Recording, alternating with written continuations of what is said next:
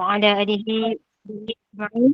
رب اشرح لي صدري ويسر لي أمري واحلل عقدة من لساني يفقهوا قولي. رب يسير عليك يسير وتمم بالخير. Ahlan wa sahlan yang berbahagia Al-Fadil Ustaz Muhammad Aizuddin bin Kamaruzaman kerana sudi bersama-sama dengan Gemenur Iman dalam kuliah 2 hari ini dengan ensiklopedia Perang Rasulullah Sallallahu Alaihi Wasallam, juga bersama-sama yang dikasihi para pencinta ilmu, sahabat-sahabat yang dirahmati oleh Allah Subhanahu Wa Taala. Terima kasih kepada tim pengurusan Gemenur Iman yang dipimpin oleh Pengerusi Hajar Rosniati binti Mansur. Jadi bagi memberkati kuliah kita pada pagi ini, marilah sama-sama kita membacakan umul kitab yang akan dipimpin oleh Al-Fadil Ustaz untuk kita hadiahkan kepada baginda Rasulullah Sallallahu Alaihi Wasallam, dari keluarga baginda, para sahabat, para siddiqin, para syuhada, alim ulama, guru kita, ahli keluarga kita serta muslimin dan muslimat sama ada yang masih hidup ataupun yang telah kembali ke rahmatullah. Isril Fatihah. Bismillahirrahmanirrahim. Alhamdulillahi Rabbil Alamin. Ar-Rahmanir-Rahim. Maliki Yawmiddin. Iyyaka na'budu wa iyyaka nasta'in. Ihdinas siratal mustaqim. Siratal ladzina an'amta 'alaihim ghairil maghdubi 'alaihim waladdallin. Amin. Amin, amin, amin ya Rabbal Alamin. Moga dengan istiqamahnya kita duduk dalam halakat ilmu ini, Allah tambahkan kefahaman, Allah tingkatkan iman, Allah kurniakan kebaikan. Tanpa membuang masa lagi, jom kita berperang bersama Ustaz. Tafadhal mashkura. Baik, bismillahirrahmanirrahim. Assalamualaikum warahmatullahi wabarakatuh. Alhamdulillahi rabbil alamin. Nahmaduhu wa nasta'inuhu wa nastaghfiruh. Wa na'udzu billahi min syururi anfusina wa min sayyiati a'malina. May yahdihillahu fala mudilla lahu wa may yudlil fala hadiya lahu.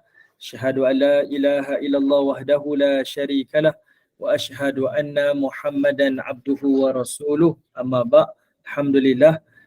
Pertamanya kita syukur pada Allah Subhanahu Wa Taala di atas kesempatan yang Allah izinkan pada pagi ini, di waktu duha, waktu yang sangat baik ini untuk kita melakukan amal soleh kepadanya, dan semoga pertemuan ini menambahkan ilmu pengetahuan kita, menumbuhkan iman kita dan juga amal soleh di sisinya, insya-Allah. Amin ya rabbal alamin. Baik, ibu-ibu, bonda-bonda yang dirahmati oleh Allah Subhanahu Wa Taala, insya-Allah untuk perbincangan kita pagi ini adalah pada tahun yang ke-9 Hijrah. Tahun ke-9 Hijrah, dan kita akan bincang muka surat 226. Betul kan? Muka surat 226. Okay, perbincangan kita pada muka surat 226. Ada 4 sariah yang kita nak bincang. Sariah ni ringkas sahaja. Dia hanya dicatatkan sebagai perjalanan yang Nabi SAW hantar sahabat-sahabat Nabi sebelum berlaku satu perang namanya Ghazwah Tabuk.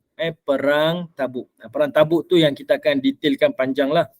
Jadi 4 sariah ni sekadar perjalanan yang telah direkodkan dalam riwayat sirah. Okey. Baik, pertama tengok muka surat 226, perang yang ke-74. Bila sebut perang yang ke-74, berarti kita ada baki 10 lagi perjalanan. Kita ada baki 10 lagi perjalanan. Dah penghujung dah ni, tahun ke-9 Hijrah. Okey, safarnya, pada bulan Safar, Sariyah Qutbah bin Amir. Kawasan di Qas'am. Baik, ceritanya apa? Tentera muslimin yang keluar adalah 20 orang tentera. 20 orang tentera berserta 10 ekor unta yang dinaiki secara berganti-ganti terus bergerak ke Qas'am. Di sana satu peperangan yang sengit berlaku sehingga kedua-dua pasukan mengalami cedera parah. Biarpun begitu, dalam sariah ini kemenangan berpihak kepada pasukan muslimin. Mereka berjaya menawan wanita dan haiwan ternakan untuk dibawa pulang ke kota Madinah. Okey. Dia seringkas tu. Saya tak tambah dan saya tak kurang. Ini yang disebutkan dalam kitab sirah. Mana-mana riwayat pun dia tak detailkan. Okey. Ini adalah lebih kepada operasi dakwah. Baginda Nabi SAW hantar sahabat-sahabat ni keluar untuk dakwah. Tetapi mereka diperangi. Bayangkan, kita bukan nak luaskan wilayah. Kita duduk di wilayah kita dan kita pergi dakwah. Waktu kita berdakwah tu orang marah, orang serang kita. Jadi baginda Nabi SAW pertahankanlah misi ni, maka berlakulah tercetusnya peperangan. Sebab itu yang pergi ni adalah seramai 20 orang. Semuanya adalah ditugaskan sebagai pendakwah untuk sampaikan dakwah kepada mereka. Tapi ditolak dan akhirnya berlaku peperangan. Okey. Baik. Perang yang ke-75 berlaku pada bulan Rabiul Awal, dipimpin oleh Dhahhak bin As-Sufyan Al-Kilabi. Pasukan Ad-Dhahhak ini dihantar oleh Nabi untuk berdakwah. Namun ajakan dakwah Ad-Dhahhak ditolak mentah-mentah oleh kaumnya sehingga mereka memerangi kaum muslimin. Okey. Yang Nabi hantar ni dekat mana? Bani Kilab. Siapa ketua Syariah dia? Dhahhak. Dhahhak ni daripada Bani Kilab. Dia dihantar pulang ke kampung dia untuk berdakwah kepada kabilah dia. Mudah je Nabi hantar. Orang ni kampung kamu, maka Nabi hantar orang tempatan lah untuk berdakwah. Tapi waktu dia berdakwah, dia telah ditentang oleh kaum dia. Jadi berlakulah peperangan. Walaupun bagaimanapun, kemenangan akhirnya berpihak kepada kaum pasukan muslimin. Sementara di pihak Bani Kilab, salah seorang daripada kalangan mereka telah terbunuh. Ini lebih kepada misi dakwah. Tapi ditolak, ditentang dan diperangi. Sebab itu berlakunya peperangan. Tapi misi Nabi adalah untuk menyampaikan dakwah. Okey. Cumanya yang dekat perang yang ke-76 nah. Perang yang 76 ini Nabi hantar untuk runtuhkan berhala. Itu lain misi dia. Okey, Nabi nak runtuhkan berhala. Iaitu berhala Al-Fuls di Tayyib. Okey. Baik, tentera muslimin 150 orang tentera. Ketua panglima dia Ali bin Abi Talib. Okay, pasukan muslimin yang diterjai oleh Ali ni seramai 150 orang tentera. Beserta 100 ekor unta dan 50 ekor kuda untuk melakukan operasi menyerang hendap kawasan penempatan keluarga Hatim di Tayyib. Tujuannya adalah untuk memusnahkan berhala sembahan penduduk Tayyib yang diberi nama Al-Fuls. Okey. Kita dah nampak dah baginda Nabi SAW pada era tahun ke-9 ni ramai orang datang ke Madinah untuk beriman kepada Nabi. Sebab itu tahun ni dikenali sebagai tahun delegasi. Yang mana orang datang, orang semuanya nak beriman kepada baginda Nabi SAW. Jadi daerah-daerah yang kita bincang ni semuanya adalah duduk di daerah kawasan Madinah.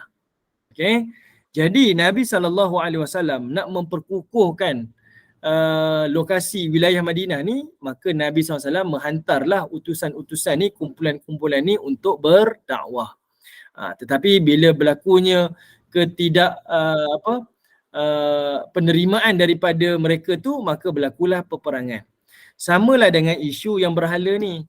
Isu berhala ni sebab dia duduk di wilayah berhampiran dengan kota Madinah, maka salah satu kerja ataupun tugas seorang pemerintah adalah menghalang orang lain daripada melakukan kemaksiatan. Sebab benda agama ni, dakwah ni bukan ajak orang buat baik je. Tetapi menghalang orang daripada kemungkaran pun adalah satu ibadah dan juga dakwah. Sepatutnya, ini pengajaran untuk kita lah, isu macam yang konsert besar-besaran ni, konsert yang dilakukan dengan skala besar ni, yang dijemput dengan artis-artis luar negara, sepatutnya patut dihalang dan ditutup serapat-rapatnya. Jangan ada peluang kepada mereka. Kalau kita kata kita nak berikan hak peluang kepada orang lain, okey, orang Islam tak pergi tapi ada rakyat kita yang non-Muslim, tak apalah, kita kata ada satu hak untuk yang non-Muslim. Tapi janganlah kita jemput pasukan ataupun kumpulan band yang terang-terangan membawa ideologi yang menyesatkan. Kenapa kita perlu tunduk kepada demand? Sebab apa? Sebab kita lebih mengutamakan keuntungan daripada benda-benda yang lebih utama. Okay? Sebab band ni peminat dia ramai. Sekarang ni menumbuhkan ekonomi negara kita. Sebab yang datang nanti bukan orang Malaysia je. Orang Singapura pun datang. Peminat daripada Indonesia pun datang. Peminat daripada Thailand pun datang. Ni semuanya duit ni. Habis lah rosak negara kita. Jadi tengok apa yang timbul masalah. Tengok mereka datang dan mereka cuba spark. Buat satu permulaan. Tengok macam mana penerimaan. Kalau rakyat Malaysia terima, jadi permulaan yang baik. Tapi sebabkan ada keputusan tegas daripada kerajaan, dibatalkan serta-merta. Tapi tengok macam mana rakyat Malaysia menghadapi benda ni. Sebahagian daripada generasi muda kita tak boleh terima arahan ni. Dia kata apa? Mereka yang tolak agenda ni adalah negara mundur, pemikiran mundur. Macam mana kita nak hadapi ni sekarang? Sebab itu Nabi SAW, pendekatan dakwah ni kita istilah amar ma'ruf nahi munkar. Kita bukan sekadar nak suruh orang buat baik je. Tapi kita nak juga larang orang daripada buat benda yang tak baik. Jangan kita ingat dakwah ni hanya ajak orang datang bincang ilmu je. Ada majlis-majlis ilmu, ada majlis-majlis lawak. Ini semua dakwah. Tapi kita lupa, menutup pintu kemaksiatan juga adalah dakwah. Okay? Sebab itu ada nahi mungkar. Kalau nak buat hiburan saya sebut tadi, tak apa, buat. Kalau rasa benda tu perlu kepada meraihkan hak dan Muslim. Tapi kena adalah benda yang kita ada perjanjian. Kita mesti ada regulation yang kita kena tetapkan. Dan satu lagi yang kita kena ingatkan, iaitu mereka yang hadir tu jangan bawa unsur-unsur yang tak sepatutnya. Ini bawa, dah tahu dia ni golongan yang menyokong pelangi. Kenapa bawa juga? Bila dah berlaku macam mana? Betul kan? Betul kan? Dia test market je ni. Dia tengok macam mana demand. Kali tengok nanti bila dia tengok ramai penyokong dekat sini. Boleh jadi tak dia buat rusuhan ke? Dia buat satu kumpulan ke, dia buat macam-macam lah. Dia boleh buat solidariti, macam-macam dia boleh buat. Sebab dia tengok sokongan dia kuat. Dia mungkin boleh suntik dana pula untuk jadikan ni agenda. Kita tak tahu. Benda ni bukan dalam pengetahuan sesiapa pun. Semua orang ada perancangan yang tak baik. Sebab itu Nabi SAW, dia tutup semua peluang-peluang. Boleh je Nabi kata apa? Oh tak apalah. Rakyat Madinah ni ada sebahagiannya yang duduk di luar-luar ni yang tak beriman. Mereka nak sembah berhala. Tak. Nabi tutup serapat-rapatnya. Nabi tutup. Nabi tak izinkan perkara itu berlaku. Sebab dia bukan hak agama sebenarnya. Dia memberi kemudaratan yang lebih besar. Mana ada agama yang setuju dengan kumpulan yang macam tu? Kumpulan pelangi ni. Adakah agama yang setuju? Adakah budaya bangsa yang setuju dengan benda ni? Tak ada. Tak ada. Tetapi benda ni telah dijadikan sebagai normalisasi. Percayalah ibu-ibu yang dirahmati Allah, 10 tahun akan datang yang kita akan lalui ini 2033 nanti. Percayalah benda ni akan jadi biasa. Percayalah. Kita tak nak doakan benda ni berlaku. Tapi itu benda yang kita akan hadapi. Apa tindakan yang kita buat, batalkan je. Ada kita tangkap? Ada kita buat apa-apa? Kita tak buat apa-apa pun. Cuba bayangkan rakyat Malaysia nak keluar negara, pergi ke negara sana, benua sana. Nak datang kena pastikan permit ada ke tidak. Nak datang kena pastikan ada tiket pulang ke tidak, ada simpanan cukup ke tidak. Macam-macam syarat-syarat yang dia tetapkan untuk kita masuk. Mereka datang sini macam mana? Tak ada duit pun tak apa, kadang-kadang mengemis pun ada. Datang tak ada, tak cukup dana, tak cukup simpanan, datang masuk je, kita raikan. Macam mana negara ni? Macam mana? Saya bukan nak menyalahkan, tapi nak tunjukkan kepada kita perlu ada penegasan. Sebab ini baru satu band. Kita tak tengok lagi band-band yang lain kan. Yang datang nanti akan datang lagi. Mereka akan buatlah macam-macam. Okay? Tak apalah, tak rugi pun kalau mereka tu, oh Malaysia tak nak buat. Malaysia ni negara ekstremis, tutup benda-benda ni. Kita pergi ke Singapura pula, Singapura buat. Biar je lah pun. Tak rugi apa pun pada negara ni. Sebab kerana hiburan, kita kena bayar satu jumlah yang paling mahal, iaitu kita menjual harga diri dan maruah kita sebagai orang Islam. Nak ke kita bayar macam tu? Dengan nilai yang harta tak seberapa tu, berapa untung yang kita dapat jual tiket tu. Okay? Ini benda yang kita kena fikirkan sama-sama. Kena fikir sama-sama. Okay, saya tak ada bawa apa-apa agenda ni, apa-apa pun. Tapi saya sedih lah tengok dengan ada generasi kita macam ni, menyokong dan tak boleh beza dah benda yang baik, benda yang tak baik. Lebih kepada fanatik kepada kumpulan-kumpulan ni, menjadikan kita rasa tak apalah apa yang mereka buat itu hak dia bukan orang Islam. Betul, tapi mana ada agama yang setuju dengan benda ni? Tak ada pun agama yang setuju, tak ada pun. Okay, baik, tak apalah, ni kan membebel pula, bukan nak membebel, tapi nak menyampaikan Nabi SAW akan tutup semua peluang-peluang tersebut sebab ini adalah dakwah. Okay, baik. Kemudian, sebaik berhala itu berjaya dimusnahkan, 3 bilah pedang, 3 pasang baju perang, haiwan ternakan dan seorang anak perempuan Hatim telah dijadikan tawanan perang untuk dibawa pulang ke Madinah. Sementara itu, anak lelaki Hatim yang bernama Adi bin Hatim telah lari ke Syam. Apabila tiba di Madinah, anak perempuan Hatim ini merayu kepada Nabi agar dilepaskan. Mulanya Nabi enggan melayan permintaannya. Namun disebabkan jasa ayahnya, Hatim suka membantu mereka yang susah pada zaman jahiliah dahulu, maka Nabi SAW melepaskannya. Okey. Malah Nabi SAW turut membekalkannya dengan pakaian dan juga makanan. Setelah dibebaskan, dia berangkat bersama satu kafilah ke Syam untuk bersama saudaranya Adi bin Hatim di sana. Lalu diceritakannya kebaikan Nabi SAW yang sangat menghormati dan bermurah hati melayaninya. Ekoran itu, akhirnya Adi bertolak ke Madinah dan memeluk Islam. Okay? Nabi SAW, walaupun dia membanteras maksiat ini, namun dia memberi layanan yang sebaiknya lah kepada tawanan-tawanan ni, menyebabkan mereka terpikat, tertawan dengan akhlak baginda Nabi SAW. Bila mereka tertawan dengan akhlak baginda Nabi, sudah tentulah itu menjadi marketing lah kepada dakwah baginda Nabi SAW. Jadi Adi bin Hatim ni datang kepada baginda Nabi SAW dengan kerelaan dan akhirnya dia memeluk agama Islam. Ini salah satu pendekatan dakwah Nabi. Selain daripada ajak orang dakwah, ajak buat kebaikan, melarang daripada kemaksiatan, salah satu gerak kerja dakwah Nabi adalah melalui akhlak. Melalui akhlak, tutur kata Nabi, kelembutan Nabi, toleransi Nabi, itu yang memikat hati orang non-Muslim agar beriman dengan baginda Nabi SAW. Kita tak boleh gunakan kekerasan-kekerasan lah. Okay? Semua benda haram ni, haram. Janganlah gunakan pendekatan seperti itu. Gunalah pendekatan yang lebih lunak. Seperti mana Umar Khattab, dia menyebutkan dalam satu athar, ucapan dia. Umar ini kata apa? Pohon kurma di Madinah mustahil lah boleh ditanam di sini. Maksudnya, pokok kurma tu dia boleh ditanam di tempat-tempat yang khusus. Di tempat-tempatnya. Di negeri kita pohon kurma tak boleh tumbuh. Tapi kalau tanam pokok rambutan dia boleh tumbuh. Nak ceritanya lain padang, lain belalang dia, kan?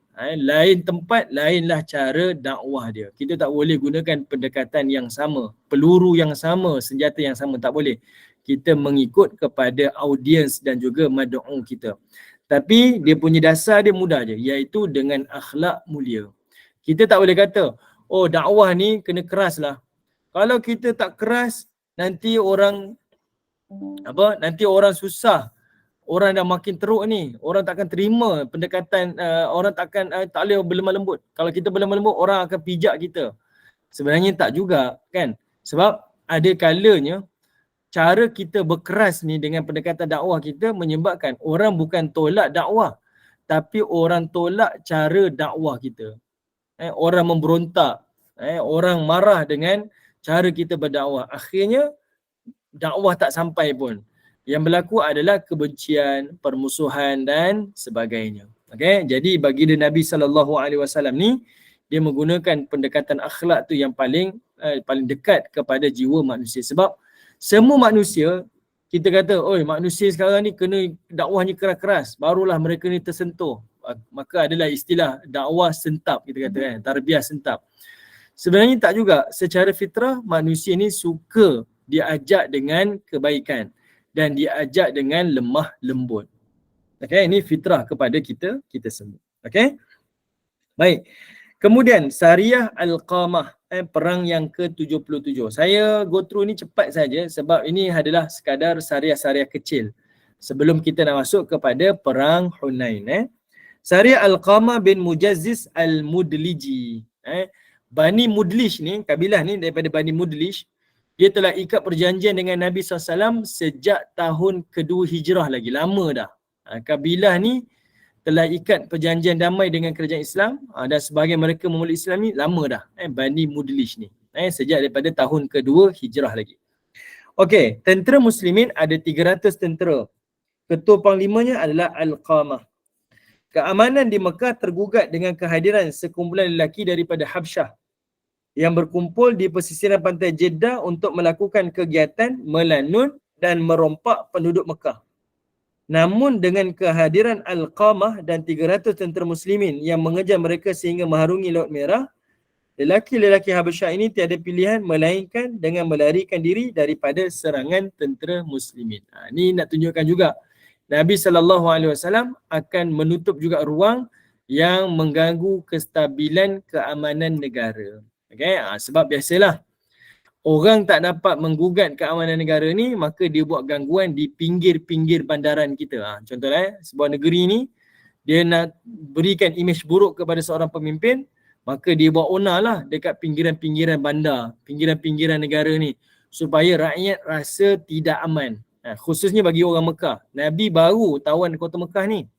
Jadi macam mana mereka nak timbulkan keraguan orang Mekah pada pimpinan Nabi? Jadi dia buat adanya apa kita kata serangan-serangan di pinggiran kota Madinah, menyebabkan orang di pinggiran kota Mekah. Jadi orang Mekah ni mula rasa ragu-ragu lah dengan kepimpinan Nabi. Macam mana dulu kita Quraisy, kita ada privilege. Kita ni orang yang disegani oleh mana-mana kabilah. Tak ada orang berani nak berperang dengan kita. Bila Muhammad pegang jawatan ni, ramai pula orang nak buat serangan kepada kita. Ini isu yang dia sengaja timbulkan.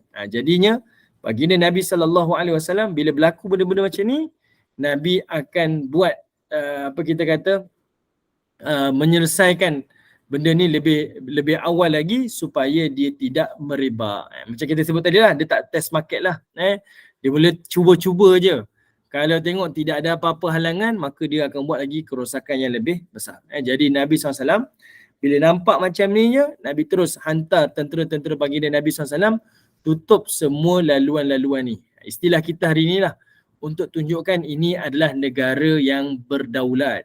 Negara yang kepimpinan yang betul-betul menjaga kestabilan dan keharmonian dia. Okay? Baik, selesai. Untuk 4 syariah ni, kita masuk ke peperangan Tabuk. Ini perang yang lebih utama. Okey, sebelum tu, ada apa-apa ke ibu-ibu yang dirahmati Allah untuk kita bersoal jawab sebelum kita masuk kepada peperangan Tabuk? InsyaAllah tak ada apa, Ustaz. Terus on track. Okey, baik. Kita akan masuk ke peperangan Tabuk. Okey. Perang Tabuk ni adalah perang yang terakhir di dalam kehidupan baginda Nabi SAW. Okey. Perang Tabuk adalah perang yang terakhir. Dan perang Tabuk ni Allah ceritakan melalui surah At-Taubah. Sekejap saya tunjuk sekejap.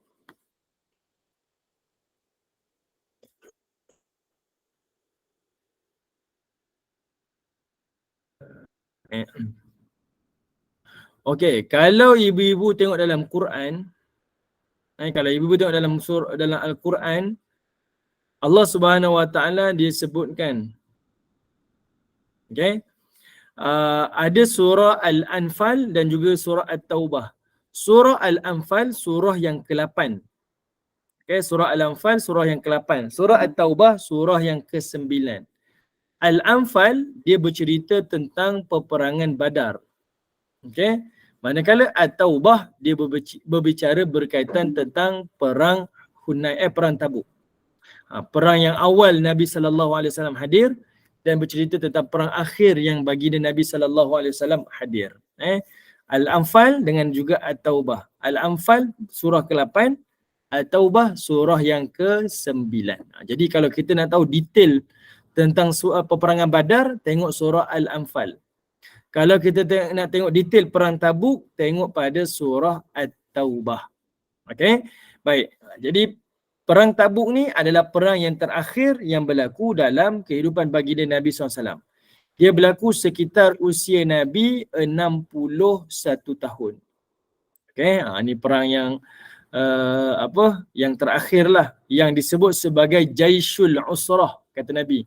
Ini adalah tentera-tentera yang paling bersusah payah. Paling bersusah payah. Nabi sendiri akui, ini perang yang paling susah yang Nabi hadapi. Dan pada peperangan Tabuk ni, Nabi menggunakan satu strategi yang Nabi tak pernah guna dalam peperangan lain. Kita tengok Nabi tukar strategi perang baginda Nabi SAW. Okey. Perang Tabuk ni Nabi berhadapan dengan siapa? Dalam perang Tabuk ni baginda Nabi SAW bertembung dengan tentera Rom, tentera kulit putih. Tentera Rom yang berpaksi di timur, orang kulit putih, tentera kulit putih. Dan mereka ini ada sekutu dia. Siapa sekutu dia? Iaitu sekutunya adalah daripada Bani Lakham, Bani Juzam dan juga beberapa suku Arab yang lain. Mereka ini adalah orang Arab yang beragama Nasrani. Sebab Rom ketika itu, Syam yang diduduki oleh Rom ni beragama Kristian. Jadi orang Arab yang duduk di bawah wilayah mereka ni, yang duduk dekat utara-utara ni, mereka orang Arab tapi beragama Kristian. Beragama Kristian. Okey. Baik, kurang setahun selepas perang Mu'tah, kerajaan Rom kembali mempersiapkan bala tenteranya untuk menyerang kaum muslimin semula melalui jalan Syam. Yang ni kita kena tengok peristiwa awal yang berlaku. Kenapa tercetusnya perang Tabuk ni? Iaitu dia bermula daripada peristiwa peperangan Mu'tah. Perang Mu'tah ni tentera Rom kalah kan?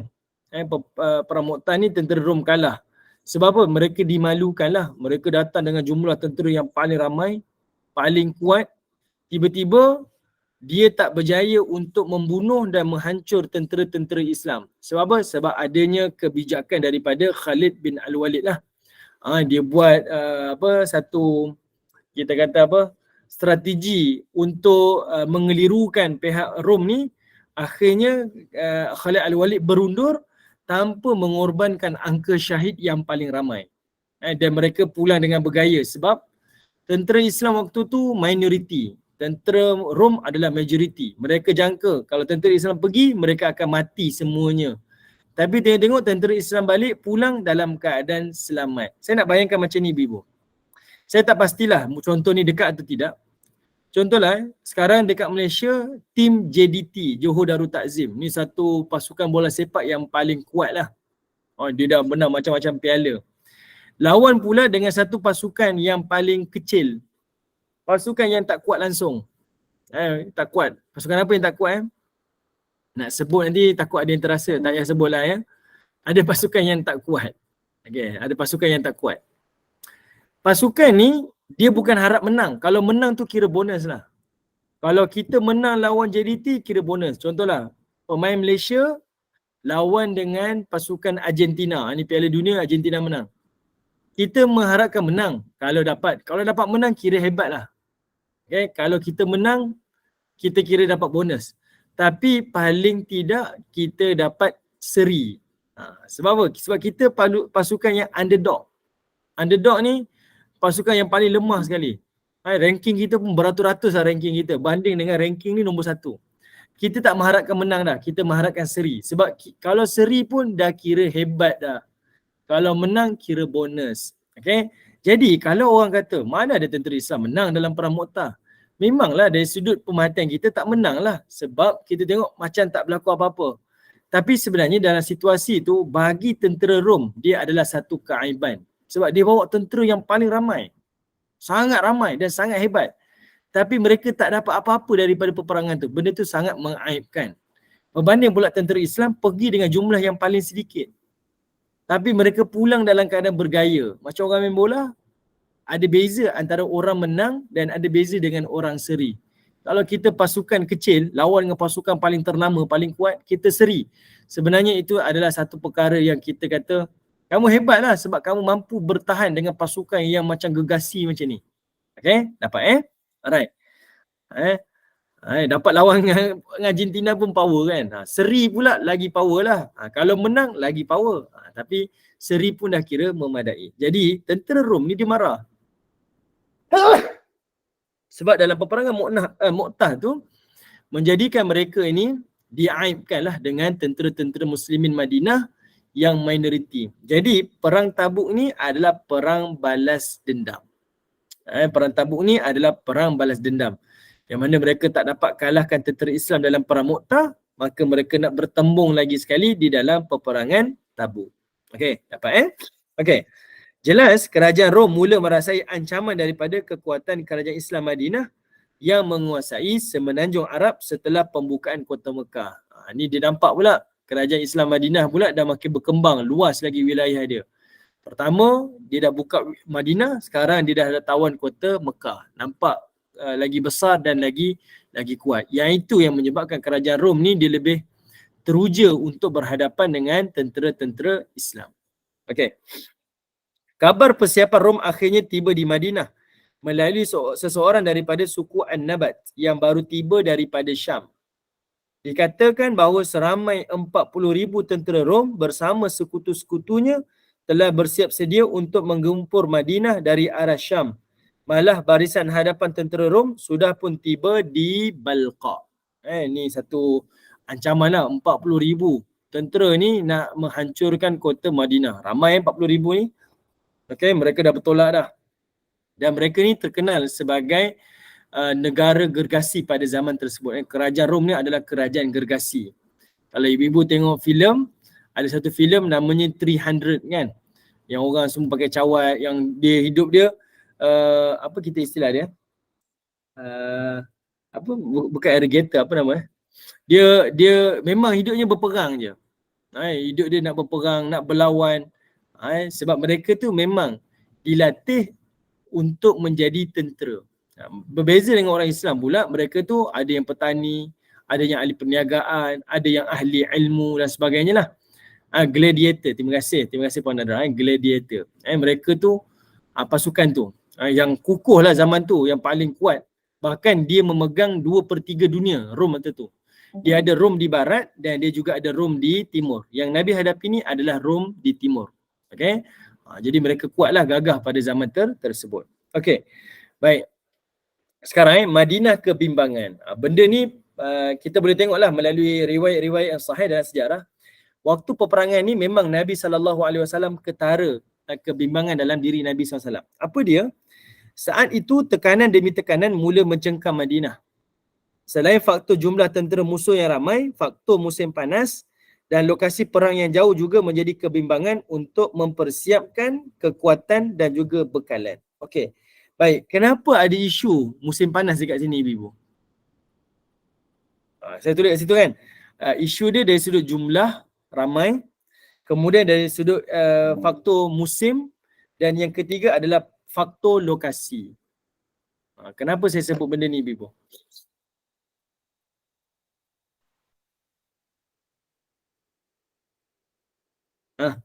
Ada siapa boleh tolong saya? Ketiga tu musim panas, Ustaz. Okey, musim panas je lah. Kenapa musim panas tu jadi isu? Orang munafik mula berbunyi lah, ketika musim panas tu dia orang bagi alasan tak nak berperang, Ustaz. Kan, tangguh perang. Okey, betul, lagi. Saya tahu turunnya ayat Allah macam mana? Bila orang munafik ni nak suruh tangguh perang, Allah menjawab dengan ayat kuat, saya tak pasti ayat tu. Allah kata neraka Jahanam lebih panas lagi daripada musim panas tu lah. Masya-Allah. Betul ke? Ada ke ayat tu? Saya ada dengar Ustaz tapi saya tak tahu ayat dia. Nantilah saya cari balik. Saya rasa betul ke? Mungkin untuk InsyaAllah. bekalan makanan mungkin. Okey, baik. Apa Kak Azrina? Bekalan makanan? Ataupun preparation untuk menghadapi kemarau lah. Okey. Baik. Okey. Terima kasih Kak Azrina. Sebenarnya musim panas dekat sini main peranan. Dia bukan isu cuaca panas. Cuaca panas tu satu perkara. Tapi kita boleh faham mereka ni dah biasa dah duduk dalam cuaca panas. Cuaca panas dekat sini isunya iaitu dia adalah musim menuai hasil kebun kurma.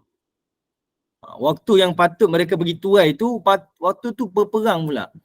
Jadi kita boleh bayangkan mereka waktu tu dalam keadaan kesukaran. Sebab apa? Mereka berbelah bagilah. Kita nak tuai hasil tanaman ke kita nak pergi perang? Akhirnya sahabat Nabi semua keluar perang. Tanaman tu dibiarkan. Artinya mereka tahu mereka pergi perang susah. Dan mereka pulang daripada perang nanti pun susah. Mereka pulang sebab apa? Sebab pendapatan buah kurma ni adalah setahun sekali kan. Pendapatan buah kurma ni setahun sekali. Ada jugalah yang buat setahun 2 kali pendapatan. Tapi kalau dia tak tuai hasil tanaman ni, maka dia kena sabar dan tahan untuk 1 tahun yang berikutnya. Ini bukan ujian kecil lah. Ujian yang menyebabkan mereka ni berbelah bagi. Tapi mereka lebih mengutamakan iaitu keuntungan di hari akhirat. Okey? Itu sebablah saya tulis isu dekat sini adalah berkaitan tentang faktor musim panas. Okey, baik. Kita tengok tentera Tabuk ni dikenali sebagai Jaishul Usrah, tentera yang mengalami kesusahan sebab mereka menghadapi ada 5 kesusahan. Okey, mereka menghadapi 5 kesusahan.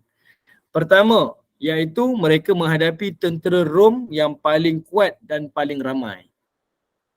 Okey, mereka menghadapi tentera Rom yang paling kuat dan paling ramai. Okey, tentera gegasi ni pertama. Kedua, iaitu mereka ada isu dari sudut bekalan makanan. Bekalan makanan tak mencukupi. Sehingga kan dalam perjalanan tu mereka dah sembelih dah haiwan-haiwan tunggangan mereka sampai dilarang dah tak boleh sembelih dah. Sebab kalau mereka sembelih, kita akan habis kita punya pengangkutan kita. Jadi mereka kelaparan lah, terputus bekalan makanan. Ketiga, mereka ni berperang dengan lokasi yang paling jauh.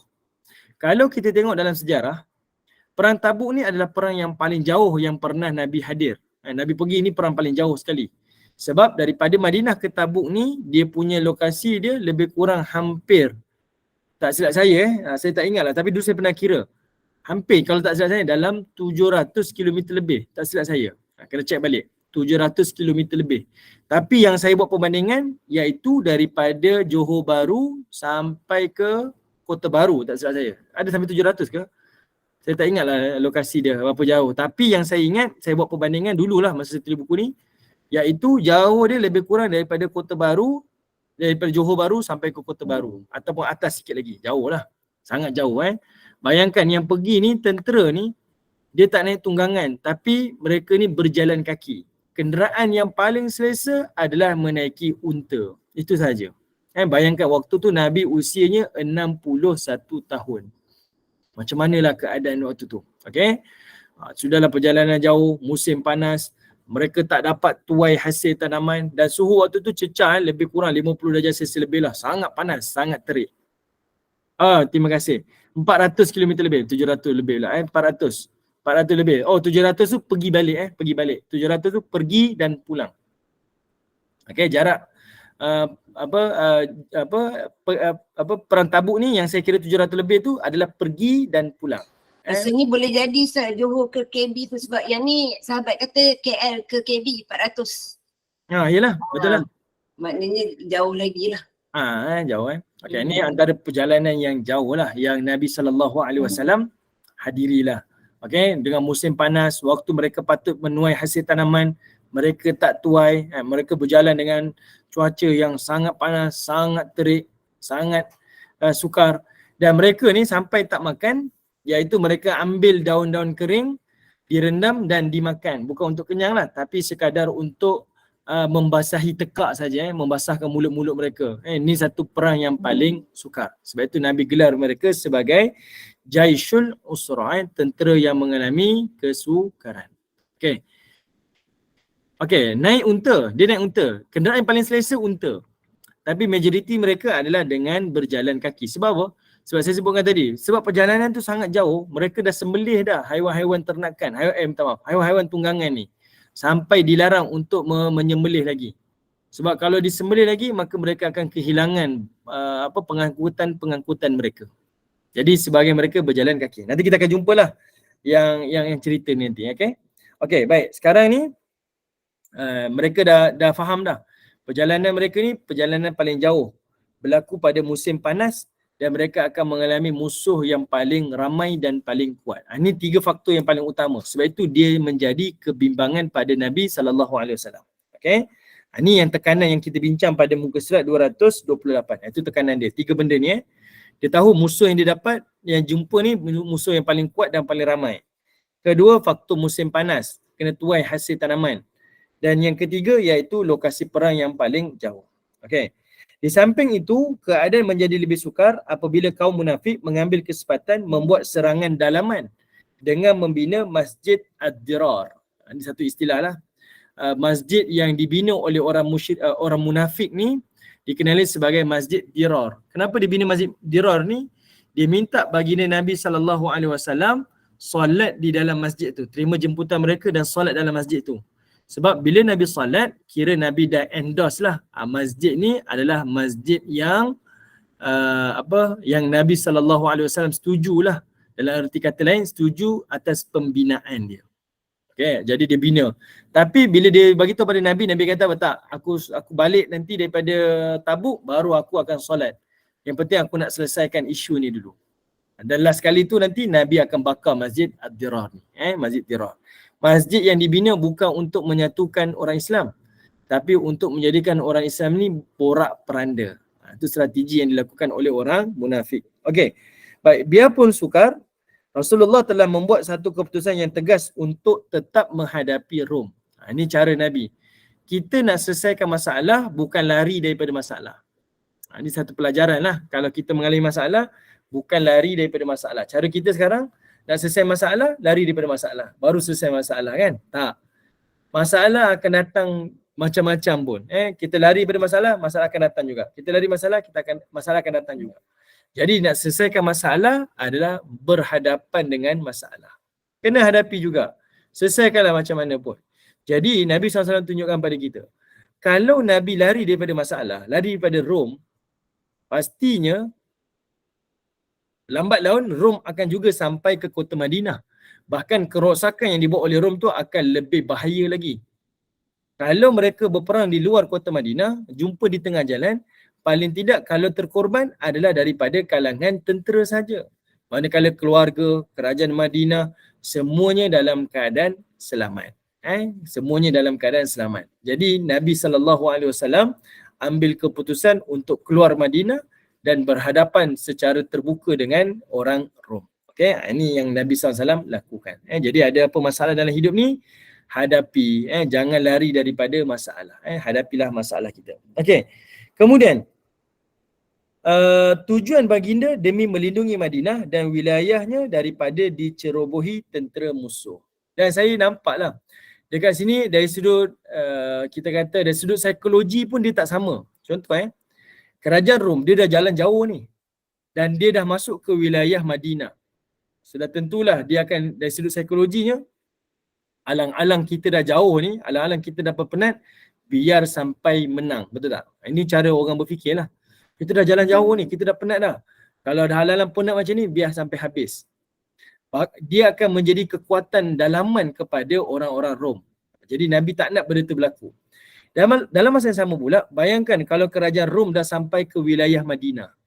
Dia dah masuk wilayah Madinah. Sudah tentulah kawasan-kawasan yang dilalui itu, dia pasti akan melakukan macam-macam kerosakan. Okay? Jadi kerana Nabi nak protect, nak lindungi kerajaan Madinah daripada berlaku perkara yang tak diingini, maka Nabi SAW cegah lebih awal lagi. Okay? Nabi cegah lebih awal lagi. Seperti mana hari inilah negara kita buat.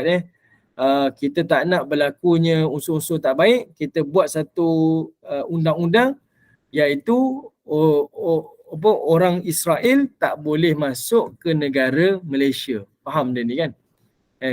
Sebab apa? Kita nak tutup. Jangan dia sampai dan dia ni. Kita cegah lah. Kita istilah apa?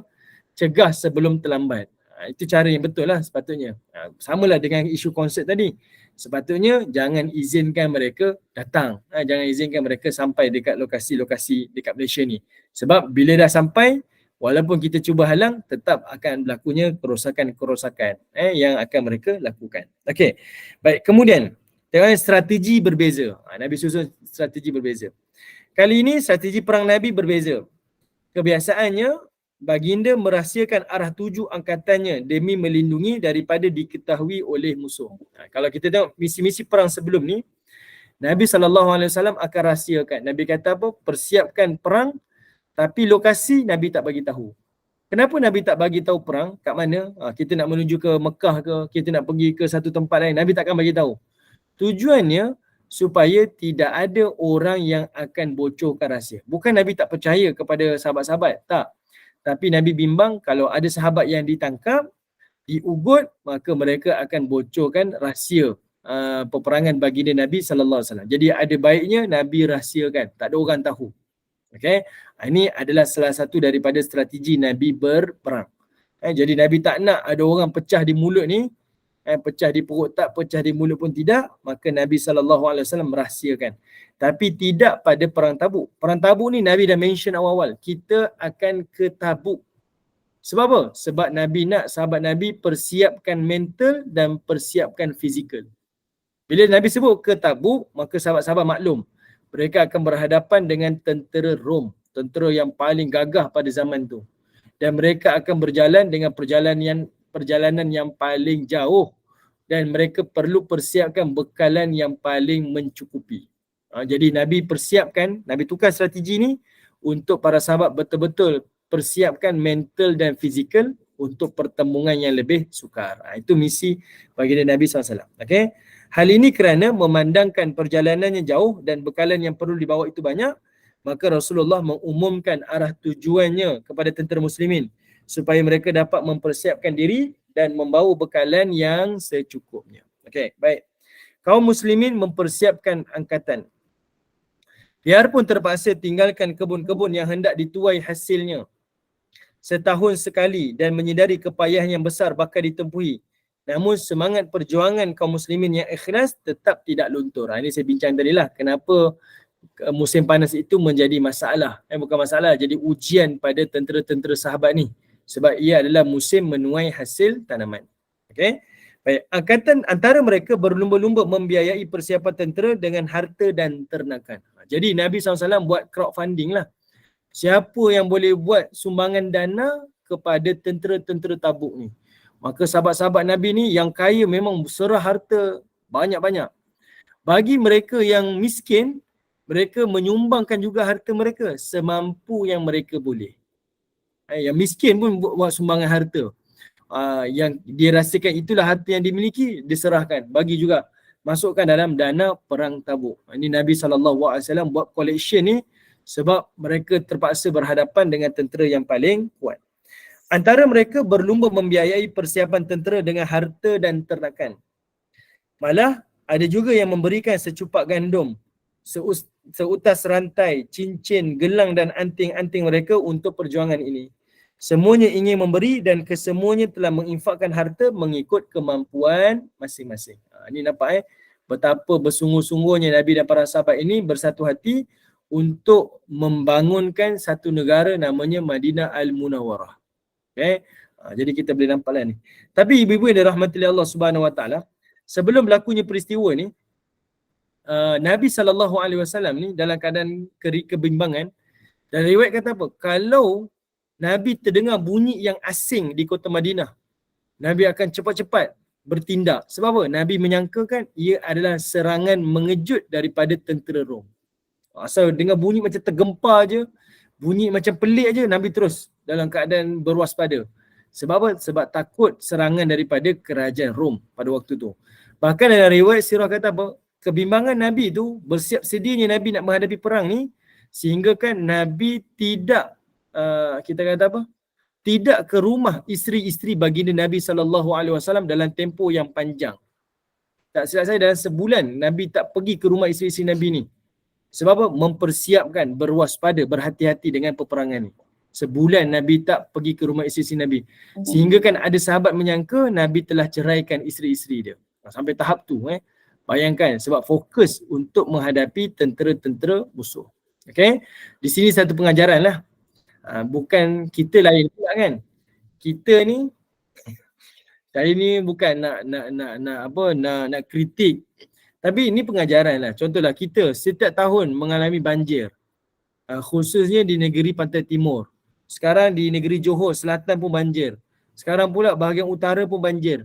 Sejauh mana pihak berkuasa mengambil tindakan untuk membanteras isu banjir ni? Adakah dia buat penempatan ke?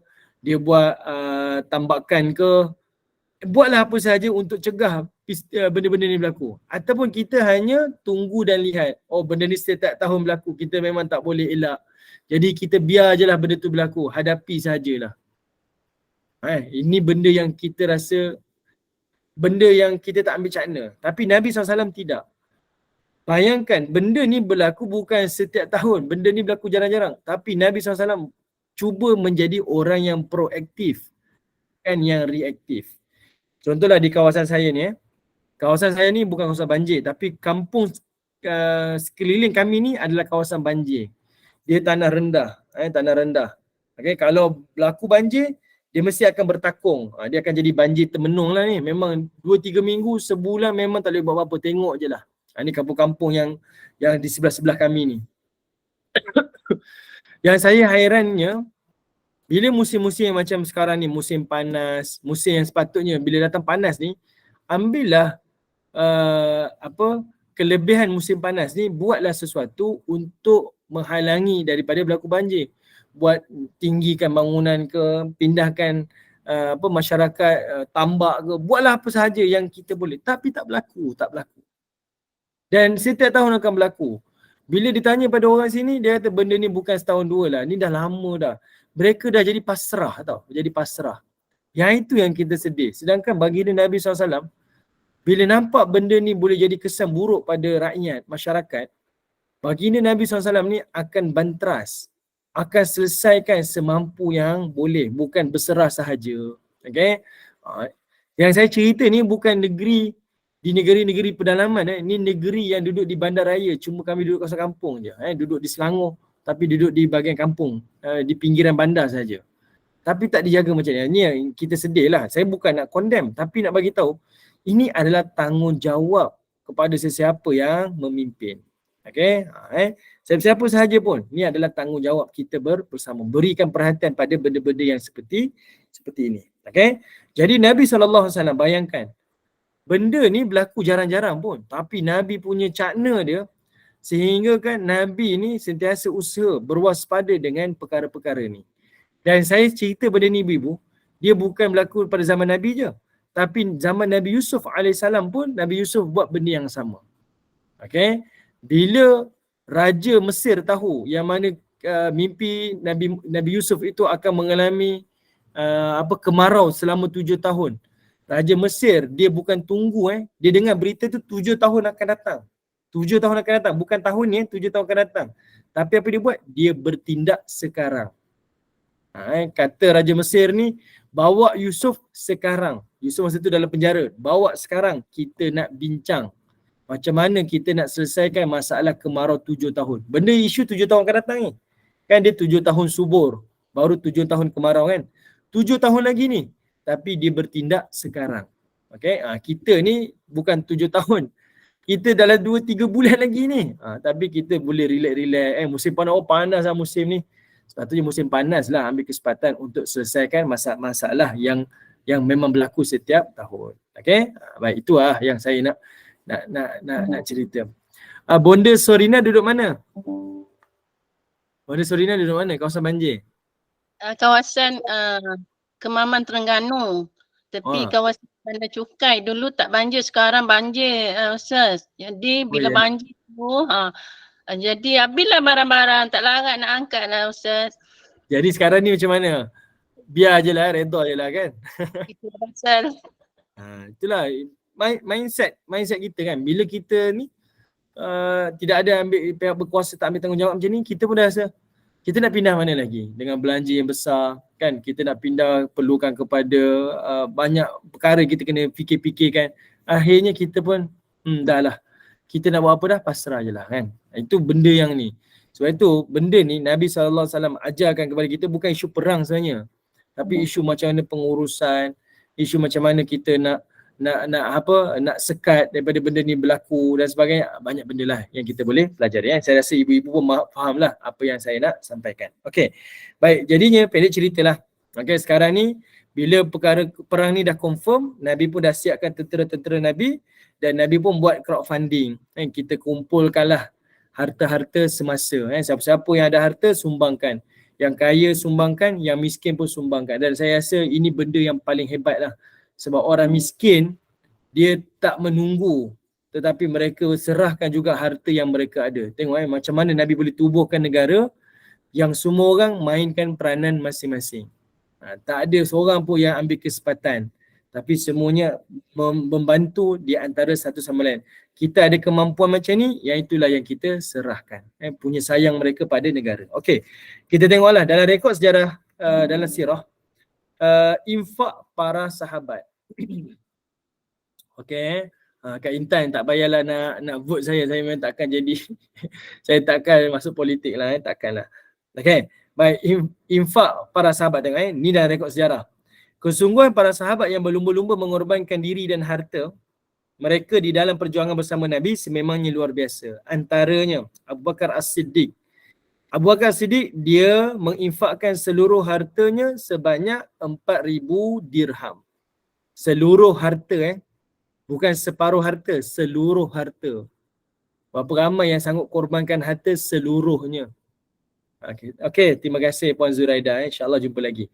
Okey, bayangkan seluruh hartanya dia infakkan. Tak ada apa yang dia tinggalkan. Dan riwayat kata apa?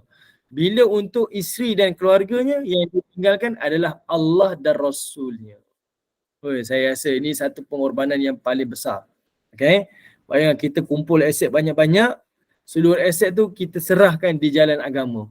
Tak ada satu pun kita tinggalkan. Macam manalah. Benda ni sangat sukar lah. Okay? Tak ada orang boleh challenge apa yang dilakukan oleh Abu Bakar As-Siddiq. Memang keyakinan dia besar. Sebab itu disebut dalam hadis Nabi, sedekah ni ataupun infak ni dia kata apa? Sedekah burhanun. Sedekah itu adalah bukti. Sedekah ni bukti apa? Sedekah ni adalah bukti keimanan. Sedekah ni bukti keimanan. Banyak sedekah kita memang terbuktilah keimanan kita, keyakinan kita dengan ganjaran daripada Allah Ta'ala. Ada beza tak kita infak 1,000 dengan berbelanja 1,000? Ada beza tak? Belanja 1,000 ni biasa kan? Orang belanja 500 sekarang ni kalau anak-anak makan. Mana makan? Restoran. Berapa belanja ni? 500, 300. Biasa je 300, 500. Biasa je keluar. Anak-anak ramai kan? Anak, menantu, cucu semua keluar. Kita pergi makan restoran. 500, 300 keluar je. Biasa. 1,000 pun ada. Biasa. Cuba bagi sedekah 500, 1,000. Silap-silap dia buat mock-up check tu kan. Yang besar-besar print nak bagi tau. Saya 1,000. 1,000 tu duk kenang-kenang tu fikir lama sedekah 1,000 ni. Ni sebabnya bezanya adalah pada keyakinan kita lah. Sebab itu sedekah adalah burhan. Bukti keyakinan kita, keimanan pada Allah Ta'ala. Abu Bakar seluruh harta yang dia ada diserah. Umar Khattab separuh harta. Betul. Umar Khattab pun tak mampu challenge. Umar Khattab mampu bagi separuh je. Sebab apa? Sebab bukan paksaan pun. Separuh lagi tu adalah tanggungjawab kita yang kita nak serahkan kepada ahli keluarga kita. Kita buat kerja agama, dalam masa sama kita tak nak tinggalkan ahli keluarga kita dalam keadaan terumbang ambing. Abu Bakar As-Siddiq dia boleh buat macam tu sebab dia orang bisnes. Otak dia sentiasa berjalan. Kita serah seluruh harta kita, tak apa. Seluruh harta yang saya ada, saya jalankan. Tapi jangan lupa, Abu Bakar ni orang bisnes. Dia tahu macam mana dia nak cari duit. Dan ada passive income dia melalui bisnes-bisnes yang dia telah buat tu, itu semua jadi passive income. Okay? Kita kalau nak buat macam ni termenung lah. Kita semuanya active income. Passive income ada lah tapi tak banyak, tak boleh nak tak boleh jadi apa kita kata, tak boleh nak melebihi daripada expenses bulanan kita. Payah kita tak boleh buat. Tapi ni yang dilakukan oleh Abu Bakar dan juga Umar. Umar bagi separuh je sebab dia tahu baki tu untuk keluarga dia. Osman bin Affan luar biasa. Okay. Okay, Osman bin Affan luar biasa. Osman bin Affan dia telah menyerahkan 900 ekor unta berserta dengan muatan penuh. 900 ekor unta. Satu ekor unta 7,000. Kalau dengan 900 ekor unta berapa? Tolong kirakan ibu-ibu. 900 ekor unta kalikan dengan 7,000. Berapa nilai unta? Berapa unta? Berapa bilangan unta dia? Sekira-gisap berapa Ustaz jumlah dia? 900 ekor unta kalikan dengan 7,000 ringgit. Berapa? 6,300,000. Itu baru dia punya unta dia. Belum kira muatan dia lagi. Masya-Allah. Unta ni kita bayangkanlah. Dia pergi dengan dia punya truk dia. Contohlah. Kita pergi dengan truk. Berapa truk? Ada 900 truk. Kita boleh bayang macam mana. Truk sahaja aset. muatan truk tu aset. Dia benda yang tak sama kan. Jadi macam tu. Dia hantar 900 ekor unta. Sebab tentera Islam waktu ni berapa ramai tentera Islam? Tentera Islam ketika ini yang bilangannya adalah 30,000 tentera. Ini antara yang paling ramai, 30,000 tentera. Yang dihantar unta baru 900 ekor. Maksudnya tak cukup lagi keperluan. Kelengkapan tak cukup lagi. Baru ada 900. Tentera Islam 30,000. Satu ekor unta kalau dimakan pun hanya boleh makan 1,000 orang. Boleh makan 9,000 orang. 1,000 orang. Itu hanya untuk sehari. Habis yang baki 29,000 macam mana pula? Jadi kita boleh fikir. Perjalanan ni perjalanan yang sangat jauh. Jauh, panas, penat, tentera musuh ramai. Kesukaran ni lah. Dan sebenarnya saya tak tulis. Osman bin Affan ni, dia bukan sekadar bagi unta je. Tapi dia telah berikan kepada Nabi ni, iaitu dia punya harta dari sudut cash. Dinar yang dia berikan pada Nabi ni ditaburkan di atas riba baginda Nabi SAW. Dia taburkan. Dan dinar itu tak terbilang lah, tak boleh dikira. Sebab dia taburkan banyak, penuh. Sebab dia nak bantu. Sebab itu Nabi SAW kata apa? Osman bin Affan ni, dia adalah ahli syurga Allah. Dia jadi pilih ahli syurga sebab dia gunakan hartanya itu untuk berjuang di jalan Allah. Pertama, dialah yang mendanai tentera Tabuk. Yang kedua, dia beli satu telaga, namanya Telaga Ar-Raumah, yang telah diinfakkan untuk orang Madinah. Ini zaman awal dulu kan, zaman awal hijrah tu. Dia beli satu telaga daripada Yahudi dan diinfakkan. Sebab telaga itu adalah sumber air yang bersih di kota Madinah. Jadi diinfakkan kepada orang-orang Madinah. Sebabkan dua amalan Osman ni, kata Nabi SAW, dia adalah penghuni syurga Allah Subhanahu wa Ta'ala. Okey. Baik, Qais bin Ashim, dia telah bagi 100 ekor unta, 200 uqiyah perak dan juga 1,000 dinar. Abdurrahman bin Auf ada 200 uqiyah perak.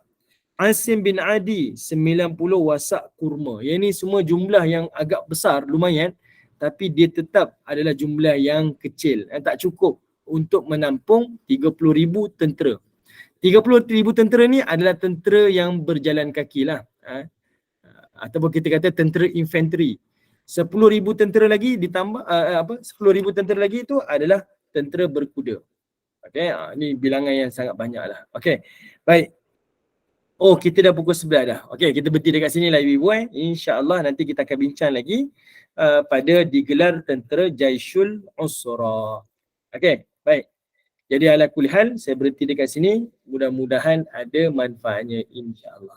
Okey, baik. Saya serahkanlah pada Kak Mira. Silakan Kak. Alhamdulillah, barakallahu fikum. Tak payah buka soalan, Ustaz. Ustaz nak pergi saya Jumaat ya. Mana saya Jumaat ini? Silap. Saya rasa macam hari Jumaat. Umira ini Selasa. Rasa macam innalillahi wa inna ilaihi raji'un. Kat Jumaat ni. Tengah khusyuk dengar, subhanallah, dah berhenti Ustaz. Masya Allah. So tak ada buka soalan lah Ustaz. Tak buka lah. Okey, baik, nanti kita sambung digelar tentera Jaishi Al-Usrah tu kan. Okay, baik. Masya Allah, so tak cukup lah Ustaz. Apapun Alhamdulillah, mudah-mudahan banyak dapat manfaat hari ni. InsyaAllah. Mudah-mudahan barakah, mudah-mudahan Allah kurniakan limpah rahmat kepada kita. Terima kasih kepada tim Gemanul Iman, sahabat-sahabat pecinta ilmu yang mengimarahkan kuliah kita. Sikit ibahan Ustaz. 5.15 petang hari ini kuliah asar bersama dengan Al-Fadhil Ustaz Ilin Amin bin Muhammad Asari dengan Syarah Safian Najah. Teruskanlah bersama-sama dengan Gemanul Iman dengan kuliah-kuliah selepasnya. Dengan ini saya mewakili Gemanul Iman, mohon maaf sekiranya ada sebarang kekurangan dan kesilapan. Yang baik itu datang daripada Allah, yang tidak baik dan kelemahan itu daripada saya sendiri. Kita tangguh kuliah kita sebagai menutup majlis. Mohon sekali lagi Al-Fadhil Ustaz untuk bacakan tasbih kafarah dan surat As. Saya sudahi dengan wabillahi taufiq wa hidayah. Assalamualaikum warahmatullahi wabarakatuh. Waalaikumsalam warahmatullahi wabarakatuh. Bismillahirrahmanirrahim. Subhanallah wa bihamdi, subhanakallah wa bihamdika, asyhadu an la ilaha illa anta wa astaghfiruka wa atubu ilaik. Subhana rabbika rabbil izzati amma yasifun wa salamun alal mursalin walhamdulillahi rabbil alamin. Wal 'asr innal insana lafi khusr illa alladhina amanu wa 'amilus solihat wa tawasaw bil haqq wa tawasaw bis sabr walhamdulillahi rabbil alamin. Terima kasih semua. Assalamualaikum warahmatullahi wabarakatuh. Terima kasih.